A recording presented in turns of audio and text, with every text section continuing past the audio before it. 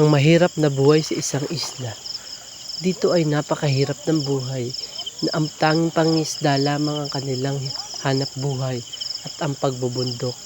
Hindi sapat ang kanilang mga kinikita para matustusan ang kanilang mga pamilya. May isa akong in-interview ng babae. Hi, magandang umaga. Ako nga pala si Mar M. Gasoy. Ito ang aking dokumentary para sa kahirapan.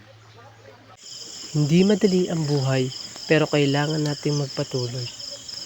Hindi mahirap itong lampasan, pero pag hindi mo ito sinukuan, makakayanan mo ito.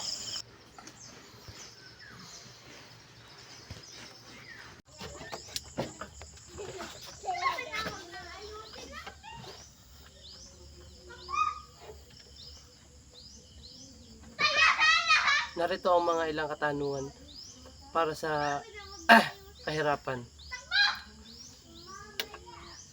Ano ang pangunahing hamon na iyo dinadanas sa araw-araw na pamumuhay dahil sa kahirapan? Ang hamon na dinadanas namin sa araw-araw ay ang pang-araw-araw naming pangangailangan. Paano nakakaapekto ang kakulangan sa yaman sa iyong kalusugan at kalagayan ng iyong pamilya? Nakakaapekto ito sa aming kalusugan dahil sa kakaisip sa araw-araw na kung paano kami makakaahon sa kahirapan. Ano ang uri ng tulong na natanggap mo mula sa gobyerno o non-government organization? Ang natanggap namin na tulong galing sa gobyerno ay 4Ps. Malaki ang naitulong nito sa aming pamilya sapagkat may nagagamit kami sa pang-araw-araw naming pangangailangan. Paano mo inaharap ang stress at mental na bigat na dulot ng kakulangan sa pera?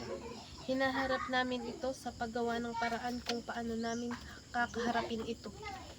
Ano ang pagsisikap na ginawa mo para mapabuti ang kalagayan at anong pagsubok ang dinaranas mo sa proseso? Ang pagsisikap na ginawa namin para maharap ito ay ang pagtutulungan namin. Maraming salamat po.